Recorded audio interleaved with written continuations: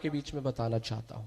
हम एक विश्वासी के रूप में कलीसिया में आते हैं, लेकिन कलीसिया में आने के बावजूद भी कई बार हमारे जीवन में जैसे छुटकारा मिलना चाहिए, जैसे आशीष मिलना चाहिए, जैसे चंगाई हमको मिलना चाहिए, वैसे चंगाई छुटकारा हमको नहीं मिलते हैं। कारण पता है क्या है? कारण है जब हम कलीसिया के अंदर आते हैं तो हमारे अंदर कुछ गलत फहमियां हैं। हम कुछ ऐसे विचारों को अपने मन के अंदर रख करके आते हैं जिसकी वजह से हमें प्रभु से क्या नहीं मिलता, कोई भी आशीष नहीं मिलता है, कोई भी छुटकारा नहीं मिलता है। ऐसी 3 गलत फहमियों को आज मैं आपके जीवन से दूर करना चाहता हूं, ताकि आप और मैं जब हम प्रभु की कलीसिया में आए तो अमन परमेश्वर से उन आशीषों को, उस अनुग्रह की बातों को प्राप्त कर सके। नंबर 1, सबसे पहली गलतफहमी आज प्रभु के और कई मसीह लोगों के अंदर है, वो ये है कि अगर मैं मसीह बन जाऊंगा तो सारे दुखों से मैं छूट जाऊंगा। अगर मैं क्या बन जाऊंगा? मसीह बन जाऊंगा, या दूसरे शब्दों में बोले अगर मैं क्रिश्चियन बन जाऊंगा तो क्या हो जाएगा? मैं सारी समस्याओं से बचा रहूंगा, मेरे जीवन में छुटकारा आ जाएगा, मेरे जीवन में चंगाई आ जाएगा, दुष्ट आत्माएं मुझे छोड़ करके क्या हो जाएंगी? भाग जाएंगी। कई बार कई लोगों के अंदर यही विचार पाया जाता है, इसीलिए वो आज क्या बनने के लिए तैयार है? आज क्रिश्चियन बनने के लिए तैयार है। आज क्या बनने के लिए तैयार है? मसीह बनने के लिए तैयार है। यदि ऐसा कोई भी व्यक्ति है, अगर ऐसे सोच रहा है, मेरी आवाज को सुनने वाला कोई भी व्यक्ति अगर ऐसा सोचता है, तो मैं आपको बताना चाहता हूं, बिल्कुल भी क्रिश्चियन मत बनिएगा, बिल्कुल भी मसीह मत बनिएगा, बिल्कुल भी ईसाई मत बनिएगा, आपको कुछ भी नहीं मिलेगा। आमीन, हालेलुया।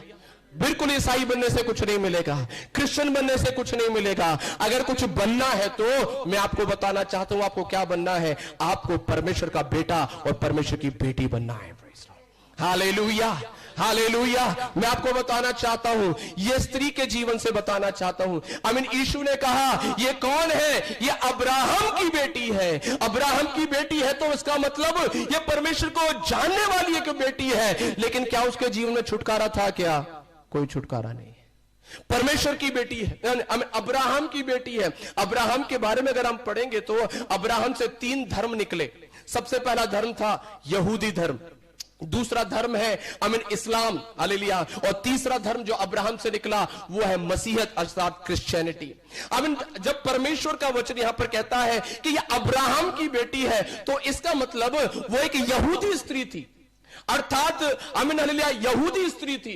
जैसे कि मैंने आपको बताया अब्राहम से 3 धर्म निकले, पहला यहूदी धर्म, दूसरा इस्लाम धर्म और तीसरा क्रिश्चियनिटी। तो यहां पर जब इस स्त्री के बारे में बात करते हैं कि इस्लामिक स्त्री नहीं थी, ये क्रिश्चियन भी नहीं थी, मसीह भी नहीं थी, ये कौन सी स्त्री है? ये एक यहूदी थी, यहूदिन थी।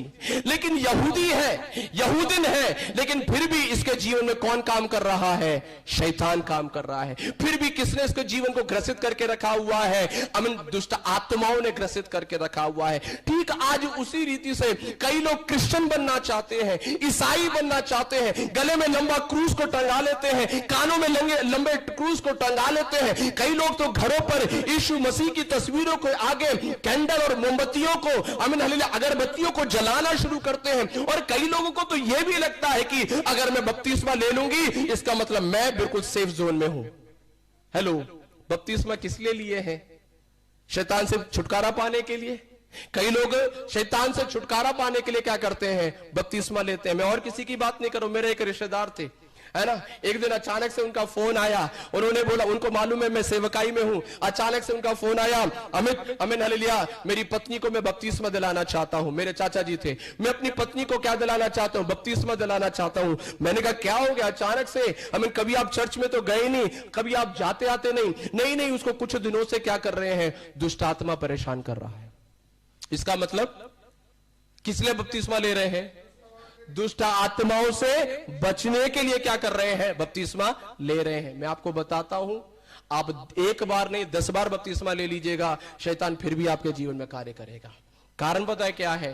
कारण पता है क्या है? बपतिस्मा लेने से कुछ नहीं होता है, क्रूस पहनने से कुछ नहीं होता है, घर के आगे क्रूस लगाने से कुछ नहीं होता है। हालेलुया, वो घर के अंदर हमने लंबा सा क्रूस लगा दिया और उसके सामने मोमबत्ती जला दिया, उससे भी कुछ नहीं होता है। अगर आपके जीवन में कुछ होना है तो, अगर आपके जीवन में परमेश्वर का कार्य होना है तो आपको परमेश्वर का बेटा और आपको परमेश्वर की बेटी बनना होगा। Praise Lord, hallelujah, hallelujah.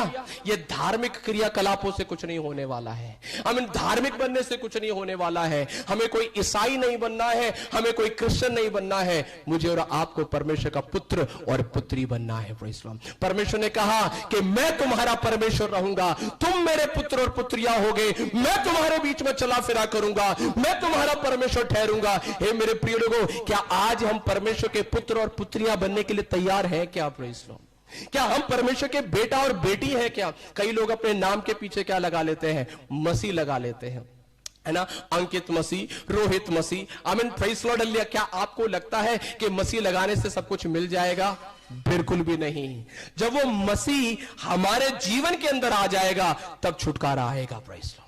जब वो मसीह हमारे जीवन के अंदर आएगा तब हमारे जीवन में क्या आएगा? छुटकारा आएगा और चंगाई भी आएगा। ये बहन बड़ी धार्मिक तो थी, बड़ी धार्मिक है, लेकिन छुटकारा नहीं है। कारण पता है क्या है? परमेश्वर के भवन में तो जाती है, लेकिन उस परमेश्वर के साथ कोई संबंध नहीं है। आज कई लोग कलीसिया के अंदर आते हैं, लेकिन उस परमेश्वर के साथ कोई रिश्ता नहीं है। हे मेरे प्रिय लोगों, एक बात मैं बताना चाहता हूं, ईसाई बनने से नहीं, परमेश्वर का बेटा बनने से होगा।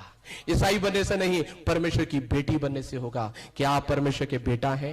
क्या आप परमेश्वर की बेटी हैं? क्या? Praise the Lord. आज हम अपने आप को जांचना है। Praise the Lord. दूसरी बात मैं आपको बताना चाहता हूं, दूसरी गलतफहमी आज लोगों के अंदर क्या पाई जाती है?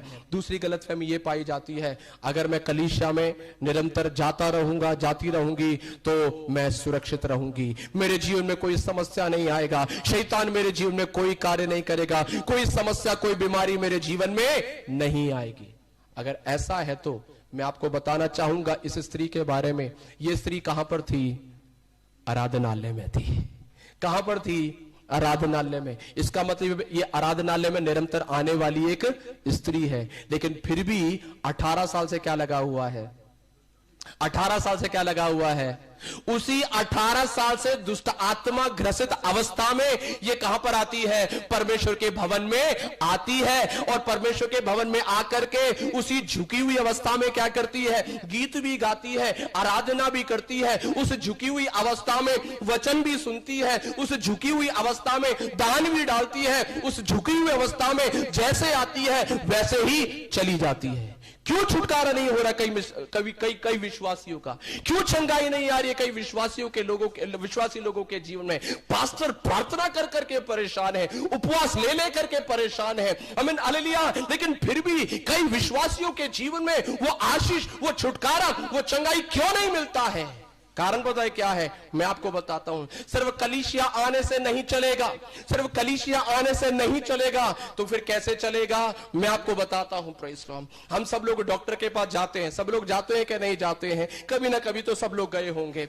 हमें जब हम डॉक्टर के पास जाते हैं तो डॉक्टर को अपनी समस्या बताते हैं, और डॉक्टर को समस्या बताते हैं तो फिर डॉक्टर क्या करता है? हमको हमें एक हालेलुया मेडिसिन देता है कि नहीं है? मेडिसिन मिलता है कि नहीं मिलता है? हमें उस मेडिसिन को करके हमें वो कहता है इस मेडिसिन को आप क्या करना है? खाना है। इस मेडिसिन को क्या करिएगा? खाइएगा। लेकिन हम गए डॉक्टर के पास, मेडिसिन लिया, लेकिन मेडिसिन को कहां पर रख करके भूल गए? जेब में रख करके भूल गए। अगला सप्ताह आया और फिर आप डॉक्टर के पास जाकर के शिकायत कर रहे हैं, डॉक्टर साहब कुछ हुआ नहीं, है ना, कुछ हुआ नहीं। तो डॉक्टर परेशान, आमीन, भाई हुआ क्यों नहीं? दवाई तो मैंने बढ़िया दी थी। आमीन, फिर डॉक्टर क्या करेगा? और दवाई देगा। फिर आपने दोबारा दवाई लिया, लेकिन फिर उसको आपने जेब में रखा और उस दवाई को क्या कर दिए? भूल गए। फिर तीसरे सप्ताह आप जाएंगे, बोलेगा डॉक्टर साहब मुझे फिर भी कुछ नहीं हुआ। अब डॉक्टर और ज्यादा परेशान हो जाएगा, मैं 2 बार दवाई दे दिया हूं, मैं जितना अच्छा जानता था उतना अच्छा दवाई दे दिया हूं, इसके जीवन में क्यों चंगाई नहीं आ रहा है? चंगाई इसलिए नहीं आ रहा है, ऐसा नहीं है कि वो डॉक्टर के पास नहीं जा रही है, ऐसा नहीं है कि वो डॉक्टर के पास नहीं जा रहा है, सब कुछ हो रहा है, लेकिन चंगाई इसलिए नहीं आ रहा है, डॉक्टर के द्वारा जो मिलने वाला दवाई है ना, वो हम खा ही नहीं रहे हैं। Hallelujah, hallelujah. हर एतवार और फिर हम डॉक्टर के पास बोलेंगे, डॉक्टर जी मैं तो 3 हफ्ते से आ रहा हूं आपके पास, मैं तो 1 महीने से आपके पास आ रही हूं, लेकिन आपकी दवाइयों से कुछ होता ही नहीं है। आपसे तो बढ़िया वो दूसरे वाले डॉक्टर हैं। आप दूसरे वाले डॉक्टर के पास भी चले जाइएगा, जब तक आप दवाई नहीं खाइएगा तब तक चंगाई नहीं मिलेगा। हालेलुया। ऐसा ही कुछ कलीसिया के अंदर भी है। हम कलीसिया में आते हैं, यहां पर भी आपको एक दवाई दिया जाता है, यहां पर भी आपको कुछ दिया जाता है। वो दवाई क्या है? वो दवाई और कुछ नहीं है, वो है परमेश्वर का वचन। Hallelujah, hallelujah. जब तक इस वचन को मैं और आप अपने जीवन में लागू नहीं करेंगे, वचन सुनते हैं, बोले तो वचन सुनने के बाद क्या करते थे? जैसे उसने दवाई जेब में डाल करके क्या हो गया, भूल गया, वैसे ही हम भी क्या हो जाते हैं, एतवार की शाम तक सब भूल जाते हैं, सब क्या हो जाते हैं, भूल जाते हैं। फिर अगले संडे फिर गवाही में खड़े होकर के बोलेंगे, मैंने प्रार्थना करवाया था, अभी तक कुछ भी नहीं हुआ। पास्टर जी, हमने पिछली बार भी प्रार्थना कराया था, कुछ भी नहीं हुआ। फिर पास्टर जी परेशान, हमने तो बड़ा अच्छे तरीके से प्रार्थना किया था, पूरे लगन के साथ प्रार्थना किया था। फिर पास्टर जी बोलेंगे, चलो कोई बात नहीं, मैं आपके लिए उपवास लेकर के प्रार्थना करूंगा। अब पास्टर जी ने उपवास लेकर के भी प्रार्थना किया, लेकिन अगले संडे फिर आप आए, पास्टर जी कुछ भी नहीं हुआ। अब पास्टर उसमें परेशान होते रहेंगे। हो क्यों नहीं रहा है? प्रार्थना की कमी नहीं है, वो कमी पता है किसकी है? हर संडे जो वचन हमको मिलता है ना, जब तक वो वचन आपके जीवन में नहीं जाएगा, जब तक वो वचन आपके जीवन में नहीं जाएगा, तब तक छुटकारा नहीं आएगा। 18 साल से क्या सुन रही है? क्या सुन रही है? ये कुबड़ी स्त्री के बारे में बोल रहा हूं। 18 साल से क्या सुन रही है? हर शनिवार को आती है, झुकी हुई अवस्था में हर शनिवार को आती है, हमें आराधना भी करती है, गीत भी गाती है, वचन भी सुनती है, लेकिन छुटकारा क्यों नहीं? सब कुछ तो सही है ना। पास्टर जी आप बोलते हो कलीसिया में हो, मैं आती हूं। पास्टर जी आप बोलते हो आराधना करो, मैं आराधना भी करती हूं। पास्टर जी आप सिखाते हो कि दान डालो, मैं दान भी डालती हूं। पास्टर जी आप बोलते हो वचन सुनो, मैं वचन भी सुनती हूं। फिर भी चंगाई क्यों नहीं है? फिर भी छुटकारा क्यों नहीं है? इसलिए नहीं है, वचन तो सुनती है, लेकिन उस वचन को अपने काम में लेकर के नहीं आते। एक बात मैं बताना चाहता हूं मेरे प्रिय लोगों, हमारा छुटकारा और हमारा चंगाई वचन के पालन में है। आमीन। इसको जब हम अपने जीवन में पालन करना शुरू करेंगे, कई विषयों में छुटकारा हमें अपने आप ही मिलना शुरू हो जाएगा। बाइबल में लिखा है, जब तुम सत्य को जानोगे तो सत्य तुम्हें क्या कर देगा? स्वतंत्र कर देगा। ये वचन ही आपके अंदर जाएगा ना, और ये वचन ही वो दवाई है। इसके अंदर हालेलुया वो सामर्थ है जो आपको चंगाई, छुटकारा और आशीष और उन्नति दे सकता है। प्रेज़ लॉर्ड, हालेलुया, हालेलुया, आमीन। Praise Lord. वचन का क्या करना है? आमीन। हम वचन पालन करते नहीं और हर संडे आकर के क्या करते रहते हैं? शिकायत करते रहते हैं, अभी तक कुछ नहीं हुआ, और कितने संडे आना पड़ेगा, और कितनी बार प्रार्थना करानी पड़ेगी, है ना। कई बार हम कुछ ऐसे स्लम एरिया में हम सेवकाई करते हैं, तो वहां पर कुछ लोग आकर के बोलते हैं, पास्टर जी मैं कितने संडे और आना पड़ेगा? मैं बोलता हूं मुझे क्या मालूम कितने संडे आना पड़ेगा। आमीन। हो प्रभु ने चाहा तो एक ही बारी में परमेश्वर आपको क्या दे देगा? छुटकारा, और जो आपके प्रार्थना का उत्तर है वो दे देगा। लेकिन कई बार कुछ लोगों के जीवन में कभी छुटकारा नहीं आता है। कारण पता है क्या है? क्योंकि वचन को तो सुनते हैं लेकिन उस वचन को मानते नहीं है। बाइबल कहती है, वचन के सुनने वाले नहीं वरन उस पर चलने वाले बनो। हम सुनने वाले तो बहुत अच्छे हैं, है ना। हो सकता है प्रचार के बाद हम कहेंगे, पास्टर जी आपने बहुत अच्छा वचन प्रचार किया, आज तो बहुत मजा आ गया, पास्टर जी आपने तो बहुत अच्छा प्रचार किया। लेकिन मजा तब आएगा जब वो वचन आपके अंदर जाकर के आपके जीवन में छुटकारे को लेकर के आएगा। Hallelujah, hallelujah. तीसरी बात बता करके मैं समाप्त करना चाहूंगा।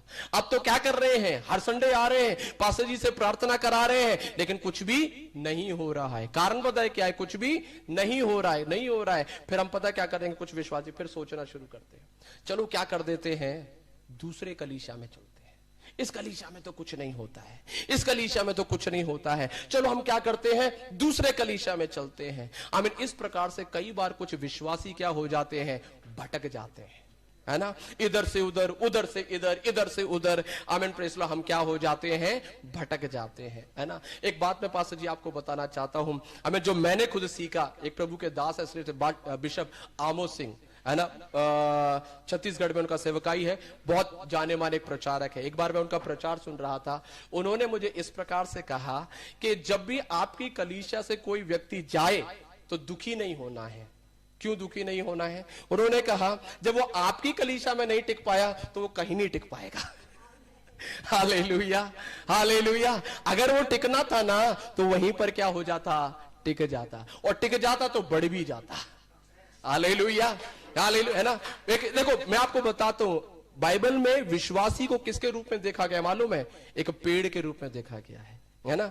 आमीन, प्रेज़ द लॉर्ड। बाइबल में लिखा भजन संहिता 1 में, है ना, क्या ही धन्य है जो दुष्टों की युक्ति पर नहीं चलता, पापियों के मार्ग में खड़ा नहीं, इधर ठट्ठा करने वालों की मंडली में नहीं रुकता है। और बाइबल कहती है वो उस पौधे के समान है जो बहती नालियों के किनारे लगाया गया है और उसके पत्ते कभी मुरझाते नहीं और वो अपनी ऋतु में क्या करता है, फलता है। किसके बारे में बात हो रही है? विश्वासी के बारे में। तो विश्वासी किसके जैसा है? एक पौधे के जैसा है। अब पौधे को ले लीजिएगा। पौधे को आप हर महीने उसकी जगह बदलते रहते हैं क्या? हर महीने बदलते रहते हैं क्या? जितना आप उसकी जगह बदलेंगे ना, जो एक महीने में थोड़ा बहुत भी उसके अंदर उन्नति आया होगा वो सब क्या हो जाएगा? फिर खत्म हो जाएगा। जो एक महीने में उसने थोड़ा बहुत जड़ों को बढ़ाया भी होगा ना, एक महीने के बाद आपने क्या कर दिया, चलो चलो यहां से हटाते हैं, यहां नहीं ठीक है, आपने खोद दिया।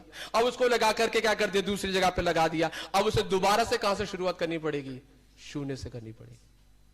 कई बार हम ऐसे कलीसियाएं जब बदलते रहते हैं, मैं आपको बताना चाहता हूं, कलीसिया उस भूमि के समान है जहां पर परमेश्वर ने आपको और मुझे लगाया है। और अगर हम वहीं पर बने रहेंगे, एक पेड़ एक जगह लग जाए और वहीं पर लगा रहे, आंधी आए, तूफान आए, कुछ भी आए, वो लगा रहता है, तो वो पेड़ क्या हो जाता है मालूम है? बढ़ना शुरू करता है ना। कुछ पेड़ बढ़ नहीं पाते हैं, कारण क्या है? माली उनको बार बार उखाड़ उखाड़ करके कभी इधर लगा दो, कभी उधर लगा दो। जितनी बार आप उसे उखाड़ेंगे, जितनी बार आप उसकी जगह बदलेंगे, वो उतना ही क्या होता जाएगा? सूखता जाएगा, कमजोर होता जाएगा। यही हम विश्वासियों के साथ भी है। इसलिए ये कलीसिया बदलने वाला ये जो प्रणाली है ना, जो प्रक्रिया है, वो विश्वासियों को नहीं करना चाहिए। मैं वापस इस स्त्री के पास आता हूं। चंगाई नहीं मिल रहा है पास्टर जी, छुटकारा नहीं मिल रहा है पास्टर जी, ओ यहां तो मैं प्रार्थना करा करा के क्या हो गई हूं, थक गई हूं, मैं थक गया हूं। समस्या किसकी थी? पास्टर की थी क्या? समस्या किसकी थी? हमारी थी। हमने वचन नहीं माना, हमने दवाई नहीं लिया, और अब आकर के किसके ऊपर हम बोल रहे हैं? पास्टर से आकर के बोल रहे हैं।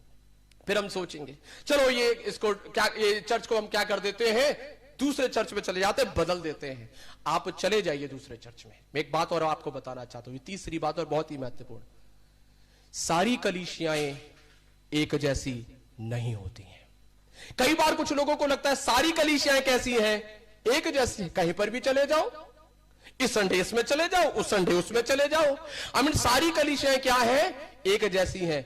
ये गलत विचार है। सारी कलीसियाएं एक जैसी नहीं है। अब आप बोलेंगे पास्टर जी आप कैसे बोल सकते हो? मैं इसी स्त्री के बारे में बोल सकता हूं। यह स्त्री हर, है ना, हम तो एतवार को आते, परंतु ये लोग शनिवार को आया करते थे आराधनालय में। यहूदी लोग शनिवार को जाया करते थे, है ना, आराधनालय में। 18 साल से कहां पर आ रही है? आराधनालय में आ रही है, वचन भी सुन रही है, सब कुछ कर रही है, लेकिन छुटकारा आया क्या? नहीं आया। लेकिन छुटकारा कौन से दिन आया? नहीं नहीं नहीं, कौन से दिन आया?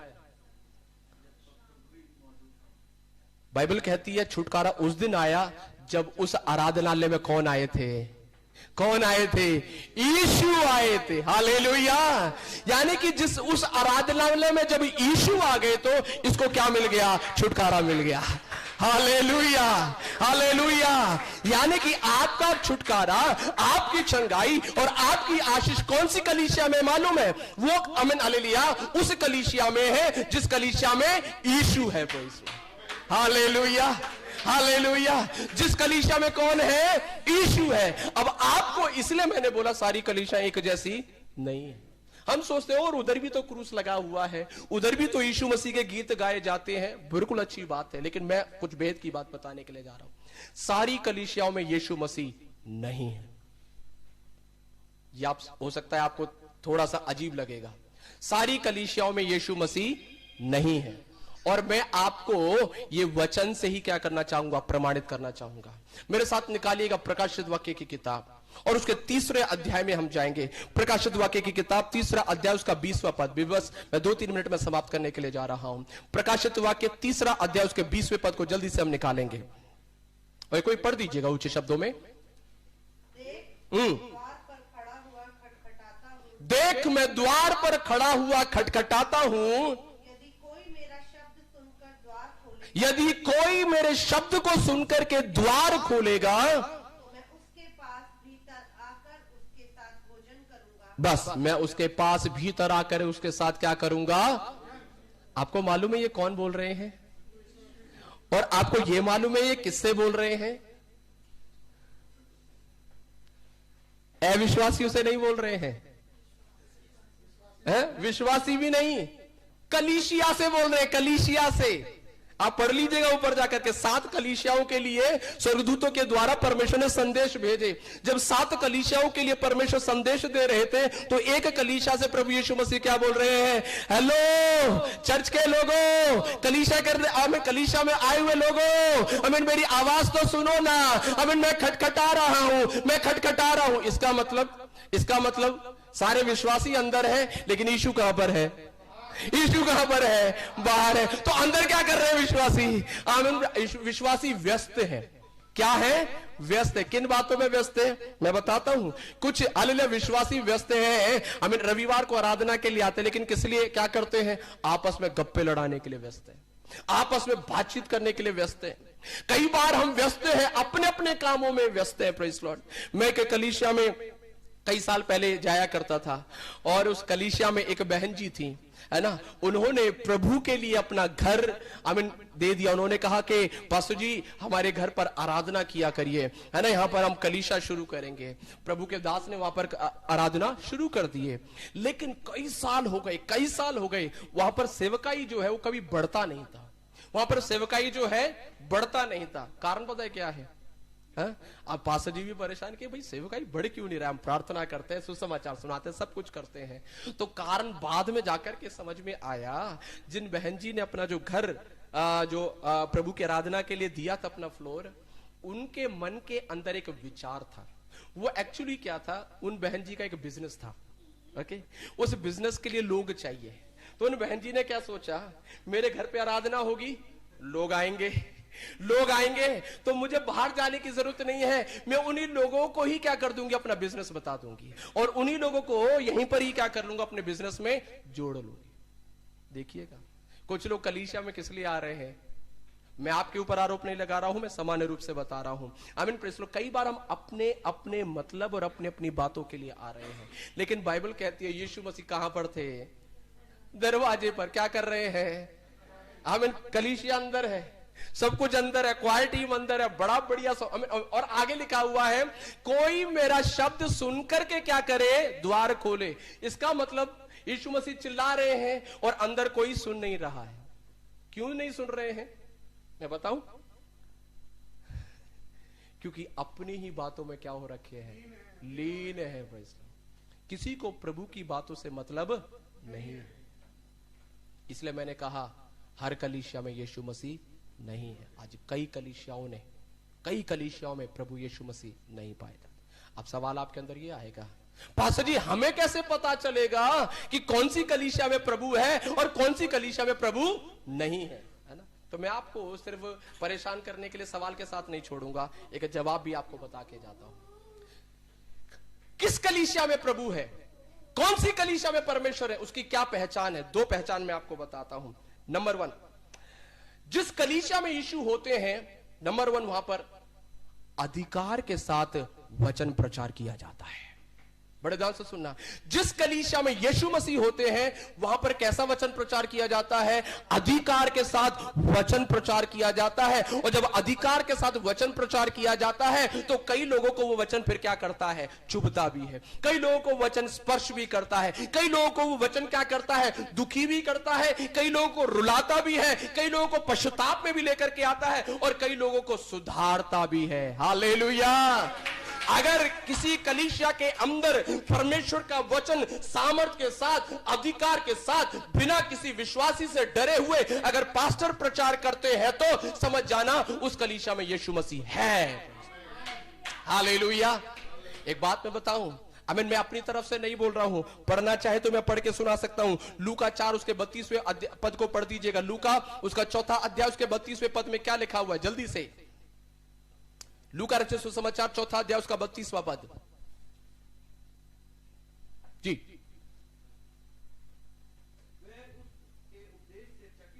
वे उसके उपदेश से चकित हो गए, क्योंकि यीशु का वचन कैसा था? ये स्त्री क्यों चंगी नहीं हो रही थी? मालूम पता है क्या है?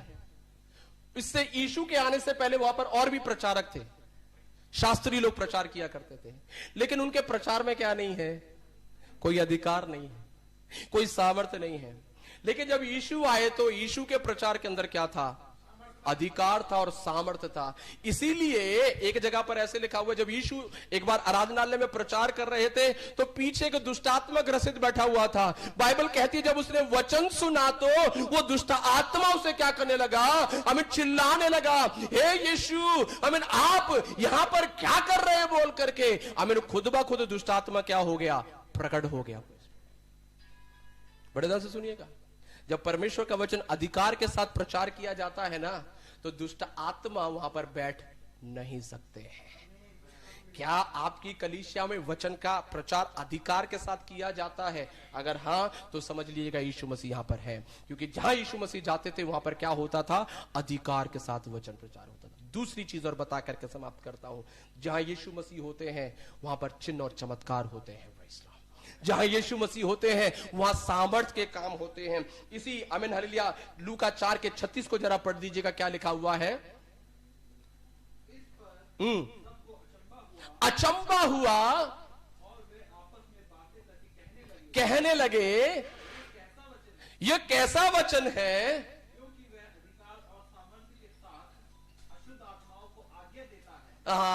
अधिकार और सामर्थ के साथ यीशु अशुद्ध आत्माओं को आज्ञा देता है और वे क्या हो जाती है? निकल जाती है। मतलब कि जिस कलीसिया में यीशु होते हैं ना, वहां पर चिन्ह चमत्कार होते हैं, सेवकाई होती है, दुष्ट आत्माएं भाग जाते हैं। मेरे प्रिय लोगों, आपको देखना है आप कौन सी कलीसिया में जाना चाहते हैं। सारे कलीसियाएं एक जैसा नहीं है, सारी कलीसियाएं आमीन हालेलुया प्रभु की कलीसियाएं नहीं है। Praise Lord. आज मैंने आपको 3 गलत फहमियों के बारे में बताया। आमीन praise Lord hallelujah.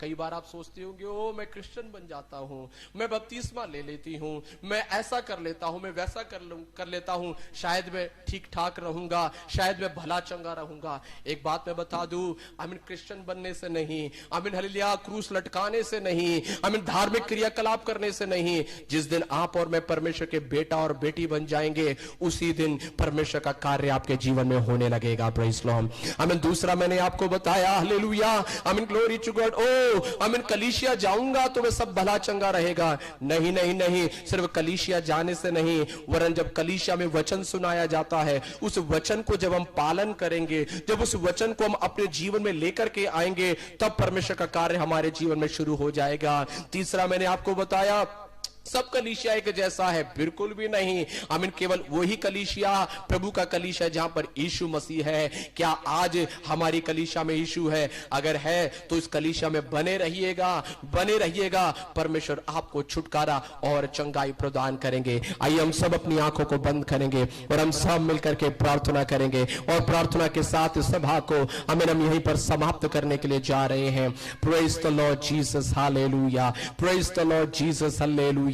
Praise the Lord Jesus, hallelujah. स्वर्गीय आसमानी पिता यीशु मसीह के नाम से, यीशु मसीह नासरी के सामर्थ्य और अधिकारी नाम से, प्रभु जी इस सुबह के समय प्रभु परमेश्वर पिता जब हम आपकी उपस्थिति में आकर के इकट्ठा हुए थे, तब से लेकर प्रभु परमेश्वर अभी तक आपने हमें संभाला, आपने हमें चलाया, और परमेश्वर पिता आपने आपके हालेलुया परमेश्वर पिता वचन से प्रभु जी हमें सिखाया, आपने हमसे बातें किया, उसके लिए आपका कोटि कोटि धन्यवाद हो पिताजी। पिताजी हम धन्यवाद करते हैं प्रभु आपके दास और उनके परिवार के लिए परमेश्वर पिताजी हम धन्यवाद करते हैं जीसस वन वे कलीसिया के लिए पिताजी मैं धन्यवाद करता हूं यहां पर उपस्थित प्रत्येक जन के लिए प्रभु परमेश्वर। आज जब हमने आपके वचन को सुना है प्रभु पिता परमेश्वर, धन्यवाद प्रभु इस वचन के आगे होने पाए प्रभु, तेरा वचन एक एक के जीवन में हृदय में घर करने पाए और उनके जीवन के अंदर एक रूपांतरण को, एक हालेलुया बदलाव को, एक छुटकारे को लेकर के आने वाला हो सके। प्रभु जी आप ऐसी दया, आप ऐसी कृपा कर दीजिएगा प्रभु। हम सारी बातों के लिए धन्यवाद करते हुए आदर महिमा आपको देते हैं और ये प्रार्थना उद्धार करता यीशु मसीह के नाम से मांगते हैं। आमीन आमीन आमीन आमीन। बहुत बहुत धन्यवाद। प्रभु आप सबको आशीष देने पाए।